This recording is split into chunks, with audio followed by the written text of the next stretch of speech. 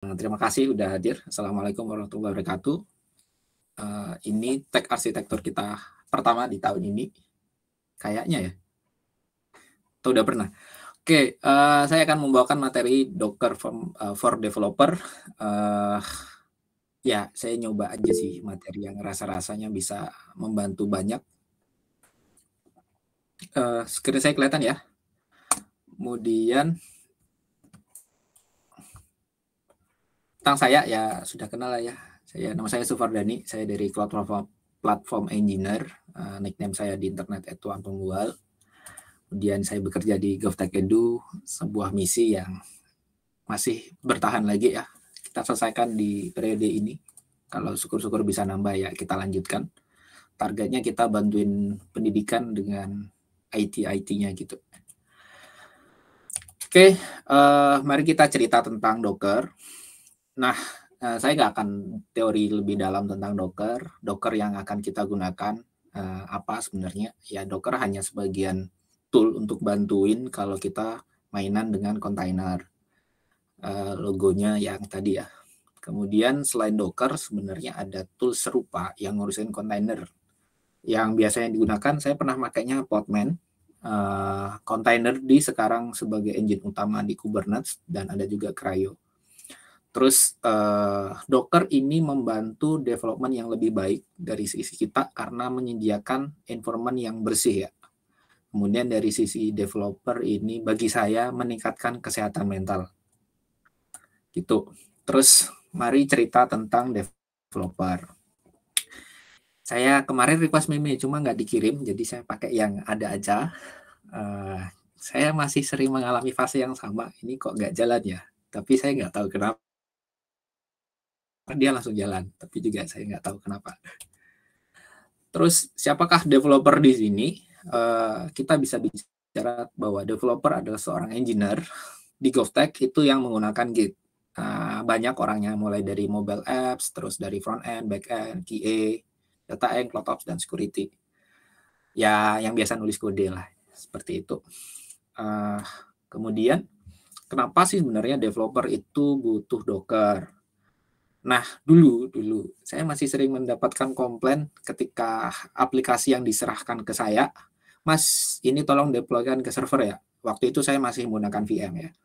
VM di cloud provider sederhana, misalnya Digital Ocean gitu ya. Kemudian saya komplain, Mas ini nggak jalan di laptop, di server kok gagal di deploy ya setelah saya baca readme-nya. Nah, dia akan berkomplain, Mas ini jalan kok di laptop saya. Saya kan cuma ngomong, Mas laptopnya kan nggak dikirim ke user, Mas. Yang mereka user pakai itu kan domain. Nah, dengan adanya Docker ini sebenarnya akan membantu standarisasi karena sebenarnya let's say yang ada di server itu jelas OS-nya misalnya Linux, OS-nya versi berapa. Nah, developer itu rata-rata juga nggak pakai Linux server kan, maka dia pakai Linux-nya dia dan mungkin berbeda. Nah, di sana kita sebenarnya butuh standarisasi, environment yang sama, sistem operasi yang hampir sama, dan tool version yang sama. Itu juga pernah dulu deploy gagal gara-gara versi PHP-nya nggak match. Developer coding pakai versi berapa, di request, di readme-nya set berapa, tapi di server itu versi itu belum masuk ke versi yang rilis normal, masih di development. Terus tambahan juga kita butuh Docker karena kita deploy-nya juga berbeda ya. Kita aplikasi kita deploy-nya di GCP, kita dengan bantuan Kubernetes ya 90% service kita jalan di atas Kubernetes dan Kubernetes di bawahnya juga butuh kontainer. Dulu pakai Docker, sekarang udah pindah ke kontainer di. Dan juga ketika kita build di sini membantu proses jadi binary ya. Kita pakainya GitLab runner kita jalannya di atas Kubernetes juga. Nah, Kubernetes tetap butuh kontainer di. Jadi ibaratnya dengan kita belajar menggunakan Docker di lokal itu bisa memuluskan proses nge-build sampai deploy di aplikasi final kita. Nah, kita juga bekerjanya kan dari manapun ya, tidak ada spesifikasi. Mungkin pernah ketemu kantor yang laptopnya udah disediain, sudah disalin semuanya. OS-nya udah distandarkan bahwa nggak boleh pakai OS yang aneh-aneh. Nah, kita juga sangat bebas untuk itu, maka sebenarnya dengan adanya Docker ini membantu standarisasi kita ya. Ya OS-nya macam-macam, ada yang pakai Windows, ada yang pakai GNU Linux, ada yang pakai Mac dan lain-lainnya. Nah, makanya kita butuh Docker biar menghilangkan batasan perbedaan tadi. Terus kita masuk ke teori Docker-nya. Sebelum memulai di GovTech sebagai developer, emang disarankan untuk install Google Cloud Command ya. Terus sebenarnya G-Cloud Command ini digunakan buat apa? Kita butuh beberapa download image yang sudah disediakan oleh tim lain, dan itu adanya di repo privat kita. Untuk bisa connect ke sana, kita butuh G-Cloud Command tadi. Dan ini sebenarnya membantu proses development. Sebagai contoh, kalian butuh PubSub, nah dengan GCP SDK ini lebih gampang. Misalnya silahkan cari sendiri, misalnya nggak susah kok. Enter. Sebagai contoh ini panduan untuk install di dalam Linux. Terus untuk install Docker, kalau kalian pakai GNU Linux itu sangat gampang. Dokumentasinya komplit. Saya sarankan pakai, misalnya pakainya Ubuntu dan turunannya bisa pakai apt. Kemudian untuk Windows, saya sangat menyarankan menggunakan WSL karena ini lebih manusiawi bagi saya ya. Saat ini saya masih pakai Windows, tapi Docker saya dalamnya di WSL. Misalnya kayak GNU Linux juga. Kemudian untuk OS X, saya udah lama nggak pakai ya. Jadi silahkan pakai Docker Desktop. Kemarin nanya teman. Kemudian integrasinya silahkan buka terminal. Kita akan jadi preman terminal dikit ya. Ini sebagai permulaan bagaimana kita mulai belajar Docker. Nah, saya menyarankan kita nyoba jalankan aja dulu ya. Dengan perintah misalnya Docker Container Run. Ini ada opsi-opsi yang menurut saya sangat membantu dalam proses debugging di lokal. Yang pertama RM, delete container setelah ditutup, terus ada port forwarding-nya dengan format mesin, itu artinya mesin kita yang container itu port yang jalan di container. Sebagai contoh, Nginx itu jalan di port 80, dan di lokal saya akan akses dengan port 8080.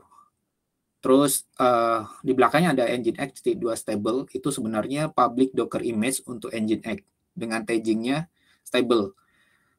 Nyari ini di mana ada service yang menyediakan public, yaitu ada di Docker Hub. Kita bisa ngelihat, dan biasanya URL yang pendek kayak gini memang official image sehingga kita bisa gunakan.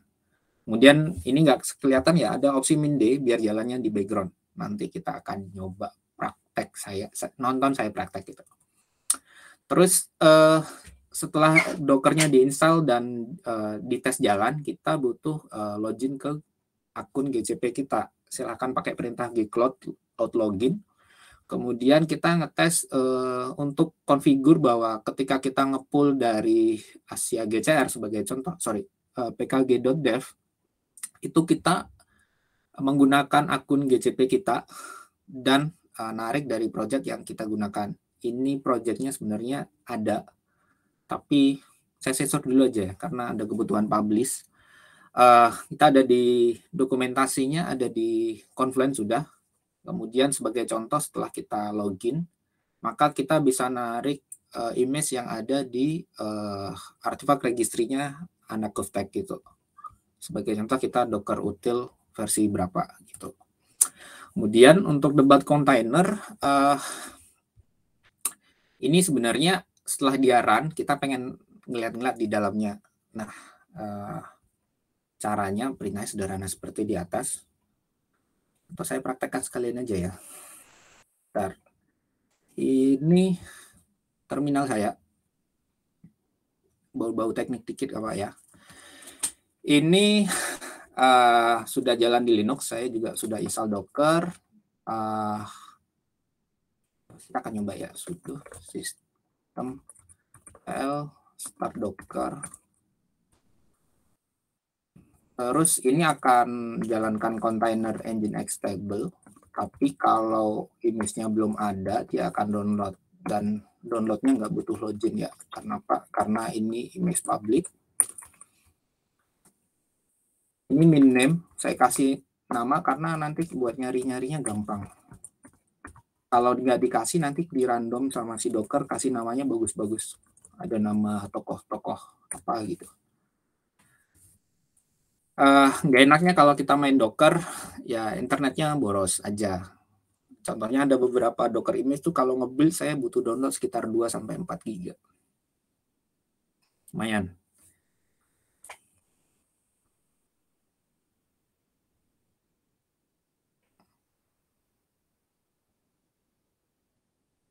Terus ini udah jalan, kalau mau nyobanya saya buka terminal baru. Ini udah jalan di URL. Kan tadi portnya 8080 ya.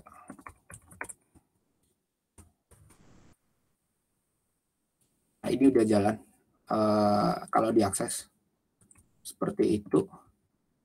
Terus kita lanjut debug. Debug di sini kontainer udah jalan, terus kita ingin masuk. Perintah yang nomor container run ini ada min IT-nya. Ini sebenarnya buat SSH ke dalamnya. Sebagai contoh,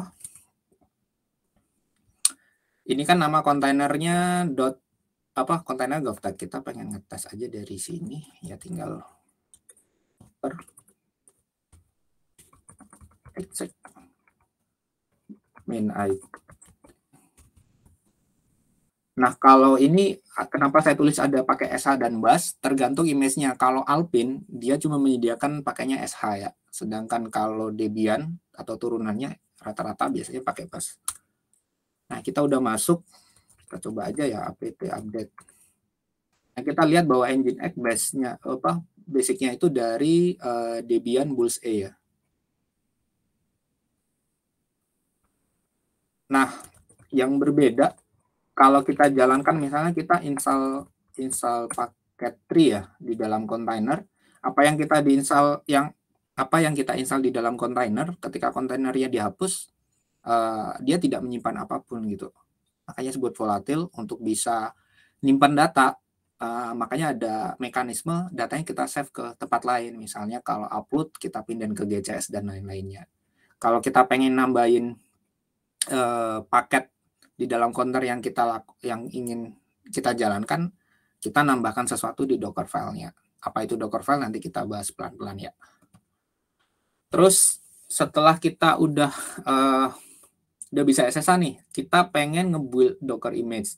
Nah, di awal kalau kita join biasanya repo-nya udah ada, itu sudah ada Docker file-nya. Kita tinggal menggunakan. Contoh percobaannya kita akan nge-build. Saya stop dulu ya. Ini stopnya tinggal Ctrl C, karena dia pakai opsi main RM, dia langsung clear. Sebagai contoh, saya sudah menyiapkan ada file Docker file dan index. Filenya sederhana kok. Filenya cuma dari Nginx table yang kita gunakan tadi, kita nambahkan index HTML-nya. Index HTML-nya ditambahkan ini aja sih, welcome to doang. Ya. Kalau yang ini kan welcome to Nginx. Nah, saya ganti ke welcome to DevOps. Nah, itu tinggal nge-build-nya sederhana. Build min P ini tag, kemudian username. Nah, username di sini sebenarnya adalah username saya di Docker Hub. Kalau kita menggunakannya Asia GCR atau pkg.dev di Warteg atau di GovTech, kita menggunakan URL repositorinya yang panjang itu ya. Sebagai contoh, saya pernah ngeset yang panjang kayak gini. Saya nge-build Android SDK 32 untuk Ubuntu Jemi. Nah, ini saya nge-build-nya tinggal path yang full. Nah, ketika saya jalankan ini ya, saya akan nge-build-nya lumayan lama, sekitar 15 menitan, yang di-download sekitar 4 gigaan. Nah, kita ngambil yang sederhana aja. Sebagai contoh, kita akan nge-build ini. Nggak lama. Terus ada opsi titik, itu artinya file yang mau kita tambahkan atau working directory kita ada di folder itu. Sebagai contoh, kita sebenarnya akan nambahin file index HTML-nya. File index HTML-nya sudah ada di tempat kita nge-enter ini. Ya. Terus kita juga bisa nge-push ke repository Docker Hub asal kita udah login tadi. Perintahnya cuma ya mirip-mirip perintah git lah ya, Docker push gitu. Next, kadang kita juga diminta untuk menulis Docker file dari nol. Nah, untuk bisa nulis ini ya standarnya kita butuh kemampuan untuk command line di Linux ataupun Alpine. Sebagai contoh, ini ada binary dari dari Golang, kemudian saya ingin nge-build di dalam Alpine menggunakan Emacs. Nah, perintahnya cuma sederhana ini dan ada expose 8080. Nanti tinggal disesuaikan. Gitu. Saya minum dulu ya.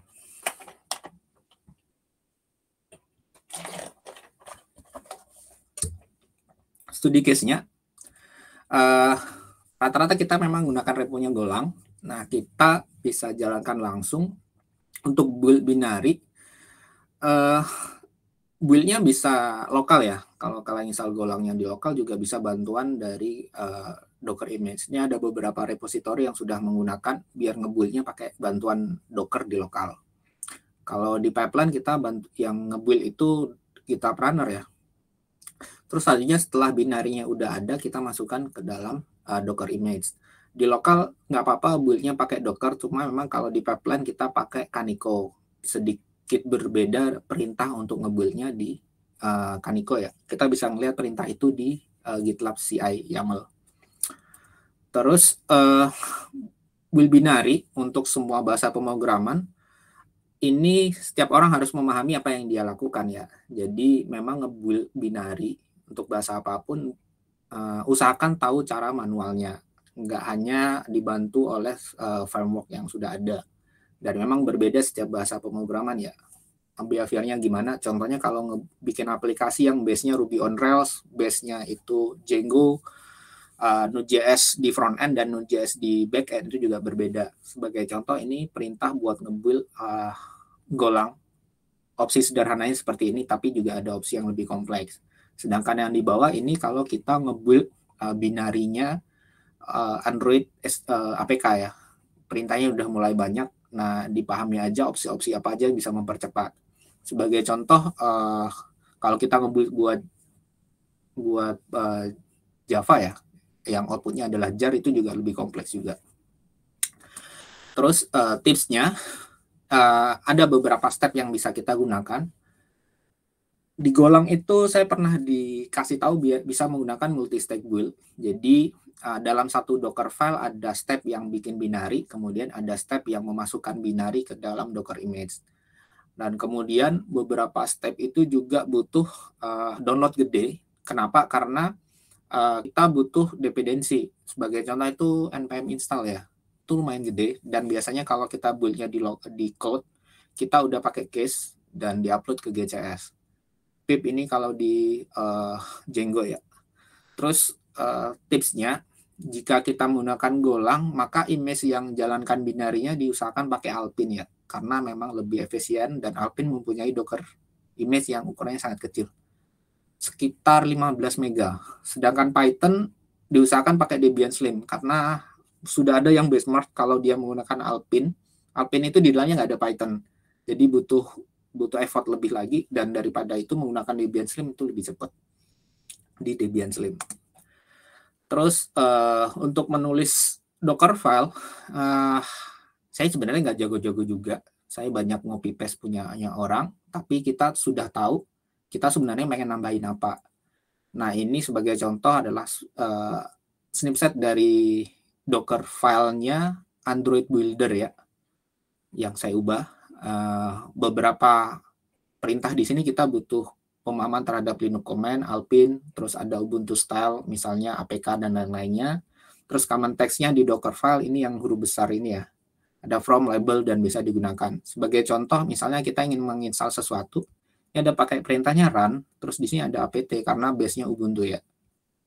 Seperti itu. Nah, bukan sesuatu yang susah untuk dicari referensinya sebenarnya. Banyak aja kita nanya. Terus studi kasus lainnya, saya tadi menceritakan bahwa Docker itu bantuin clean development environment ya. Nah, saya sebenarnya, saya jujur, saya malas kalau suruh install MySQL di Linux saya. Nah, biar ada beberapa produk yang harus ngetes MySQL, saya biasanya pakainya Docker. Nah, dokumentasinya ada di Docker Hub, yang MySQL. Jadi ada strip ini, artinya MySQL-nya resmi. Sudah ada bantuan environment injection dan volume. Nah, ini biasanya yang saya gunakan. Nah, kemudian nanti tinggal di set, dia akan ekspor expose port berapa dari aplikasi, tinggal baca localhost port yang diekspos. Gitu aja sih. Nanti kalau udah selesai, di delete kontainernya, tapi datanya masih disimpan karena menggunakan opsi volume. Gitu. Terus studi kasus selanjutnya saya masih beberapa manage testing buat Postgre di staging. Kalau saya connect ke staging dan pakai misal PostgreSQL client, saya males. Saya install PG admin, jadi ngaksesnya dari browser, saya tinggal ngepull, nanti buka aja port 5050 di sebagai contoh ya. Ya udah, terus saya melakukan dump, terus saya tinggal copy aja ke lokal. Itu bantuin banget sih yang bagian males-males itu. Terus mari kita improve yang ada di GovTech. Kalau dapat project baru, kita berasumsi bahwa developer mempunyai tanggung jawab untuk membuat Docker file-nya dari kosong. Terus ya bisa nyontek kok dari repo-repo yang lain. Kenapa? Karena sebagai kode owner, kalian ya yang ngerti yang terbaik tentang service ini, gimana caranya, logic flow error-nya. Jadi itu merupakan tanggung jawab masing-masing. Terus kalau ada butuh bantuan silahkan konsul ke siapapun yang bisa dimintain pertolongan. Terus setelah Docker file-nya ada, harus sukses build di lokal dan jalankan di lokal ya dengan environment yang dibutuhkan. Misalnya butuh service PubSub, makanya tadi ada gitload dan lain-lainnya. Setelah itu kalau ada hal-hal yang unik yang tidak ada di repo yang lain, tolong tambahkan itu di README biar menjadi pengetahuan tim atau tim member yang baru masuk itu tinggal baca README-nya aja dulu. Terus konsul kepada orang yang bisa membantu pekerjaannya. Kemudian di fase bahwa service sudah oke untuk deliver ke user, kita akan deploy itu ke GCP, dan GCP kan kita butuh bantuan untuk kustomisasi dengan kebutuhan Kubernetes. Nah, dokumentasi untuk deploy sudah ada. Nah, dilihat kalau ada yang kurang oke ditanyakan, kalau bisa diperbaiki langsung diperbaiki aja karena itu merupakan dokumen yang hidup ya. Silakan diupdate saja. Terus kalau deploy masih error, konsul aja di CloudOps. Kadang yang error itu rata-rata dari missing IAM, terus config yang nyasar, misalnya health check, terus service account yang belum benar dan lainnya. Ya, itu yang kita expect akan menjadi errornya, bukan dalam proses bahwa konternya masih belum jalan. Maka kita selesaikan dulu. Kalau konternya belum jalan, kita selesaikan dulu di lokal. Gitu. Terus studi kasus, kontainer yang saat ini ada itu butuh tool yang baru. Bagaimana sih cara misalnya? Sebagai contoh di demo, kita akan nyoba. Kita sudah punya. Terus ini adalah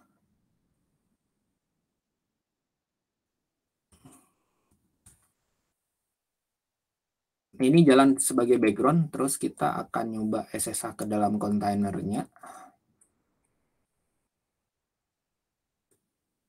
Terus kita tadi udah misalnya update.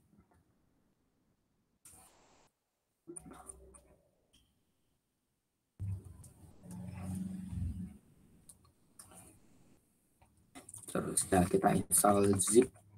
Zipnya belum ada. Ternyata jadi kita pengen install, ya udah kita install. Bisa paketnya apapun ya.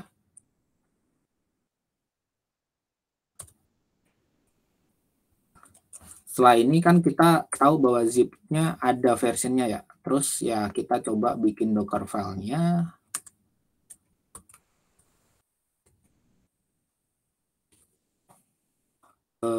Ntar saya lupa itu ada di mana yang tadi. Apa-apalah, sini aja. Tinggal copy. Kan kita ngambil base-nya dari Nginx ya.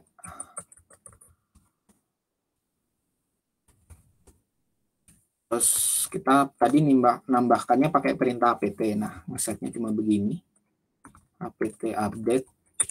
Terus ada opsi-opsi yang tricky, misalnya Y itu selalu yes, Q itu quit. Artinya dia nggak berisik di konsol.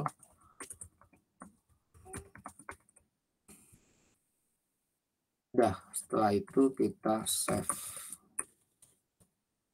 Terus kita tes build ya.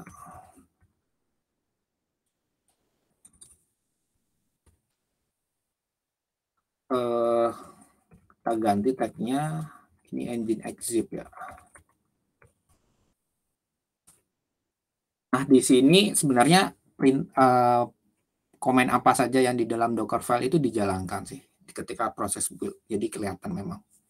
Dan kalau pengen nonton yang di GitLab CI/CD juga ada detail. Sorry, dia nggak mau jalan.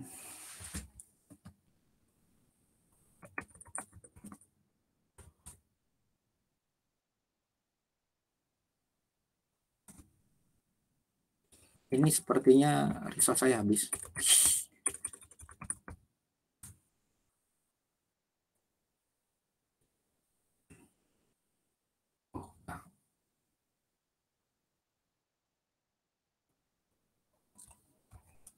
Nggak mau, Bang.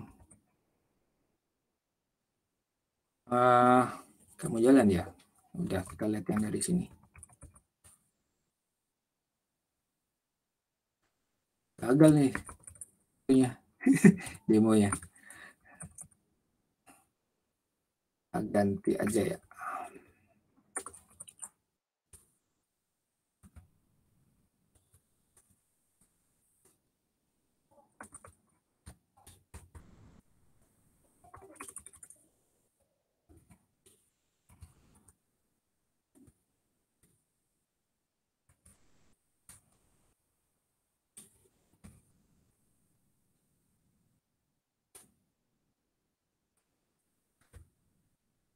Heran kok nggak mau jalan ya.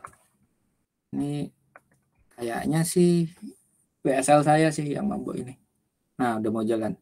Nah, ini kelihatan bahwa sebenarnya kan kita ngambil Docker image dari Nginx table, image-nya sudah ada di lokal, terus dia akan jalankan perintah kedua yaitu apt, maka stepnya 2/2 ya. Nah, proses ini tadi kalau kita jalankan di lokal kan memang panjang ya, kita tes tadi. Nah, ini ya dia mulai melakukan sampai selesai. Kalau kita pengen lihat, image-nya sudah ada yang ini ya, Nginx zip. Nah, kita bisa nyoba running-nya.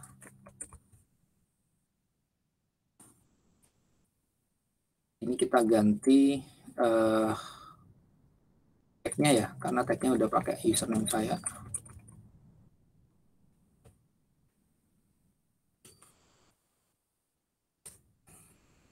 Jalan terus kita tinggal SS aja. Ya mabok. .ps lihat kontainernya namanya govtech ya. Jadi docker exec it. Nah, kita pengen ngelihat zipnya sudah terpasang atau belum. Nah, sudah ada ya.